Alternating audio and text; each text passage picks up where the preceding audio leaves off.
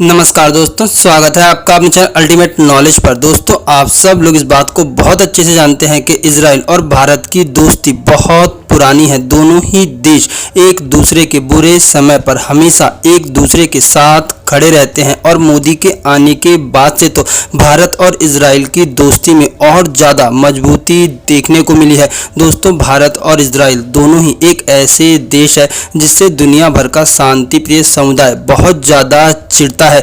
दोस्तों, इजराइल का नाम सुनते ही भारत में रहने वाले शांति प्रिय समुदाय को ऐसा लगता है कि जैसे मानो उनके ऊपर ना जाने कितनी बड़ी मुसीबत आने वाली है। दोस्तों, अभी हाल ही में कुछ ऐसा हुआ है जिसे लेकर के दुनिया भर का शांति प्रिय समुदाय मोदी और इजराइल के ऊपर बहुत ज़्यादा भड़क गया है। उनका ये कहना है कि मोदी तो मुसलमानों को मरवा रहा है, मोदी तो इजराइल का साथ दे करके मुसलमानों की खुले तौर पर हत्या करा रहा है। दोस्तों, आप सब लोग इस बात को बहुत अच्छे से जानते हैं कि वर्तमान समय में इजराइल और फिलिस्तीन का संघर्ष चल रहा है। इस बार फिलिस्तीन इस बात को मान करके चल रहा है कि वो इजराइल को पूरी तरह से खत्म कर देगा और इजराइल का नामो निशान मिटा देगा। तो वहीं पर इजराइल ने भी इस बात की कसम खाई है कि इस बार वो इन जिहादियों को 72 हूरों के पास भेज कर ही रहेगा। दोस्तों, अभी हाल ही में कुछ ऐसा हुआ है जिसके बाद दुनिया भर के शांति प्रिय समुदाय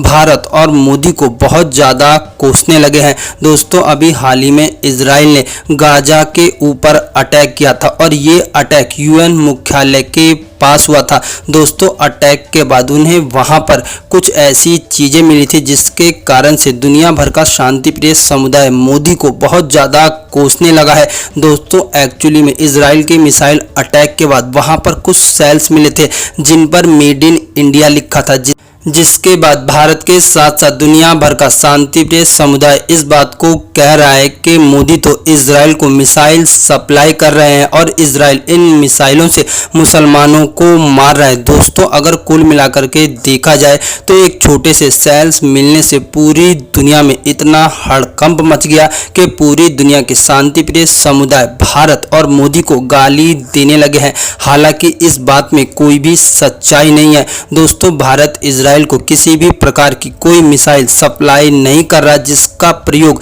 गाजा या फिर फिलिस्तीन युद्ध में किया जा सके। दोस्तों, एक्चुअली में वहां पर जो मेड इन इंडिया सेल्स मिला है वो यूएन मुख्यालय में लगे हुए वो इक्विपमेंट्स है जो कि एक यूआई कंपनी भारत में मैन्युफैक्चर करती है और दुनिया भर में उन इक्विपमेंट्स को लगाती है। दोस्तों, ये सेफ्टी इक्विपमेंट्स दुनिया के हर देश के अंदर लगभग सप्लाई किए जाते हैं और गाजा में जो अटैक हुआ था वहां पर यूएन मुख्यालय के पास जो मेड इन इंडिया शेल मिला है एक्चुअली में वो इसी यूआई कंपनी का सेफ्टी इक्विपमेंट है, ना कि किसी मिसाइल का सेल है। लेकिन एक्चुअली में अरब मीडिया और साथ ही साथ पाकिस्तान ने इस पूरे प्रोपोगेंडा को बनाया और इसे दुनिया भर में प्रचारित किया और इसका मेन कारण था कि वो ऐसा करके दुनिया भर के मुसलमानों को ये दिखा सके कि भारत इजराइल के साथ मिलकर के मुसलमानों के ऊपर अटैक करा रहा है और किसी भी तरह से भारत और मोदी की छवि को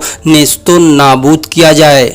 दोस्तों, अभी तक ऐसी कोई भी खबर नहीं है जिसमें सीधे तौर पर इस बात को कहा जा सके कि भारत ने इजराइल को किसी भी प्रकार का कोई ऐसा हथियार दिया है जिसका प्रयोग इजराइल फिलिस्तीन या गाजा के ऊपर कर सके।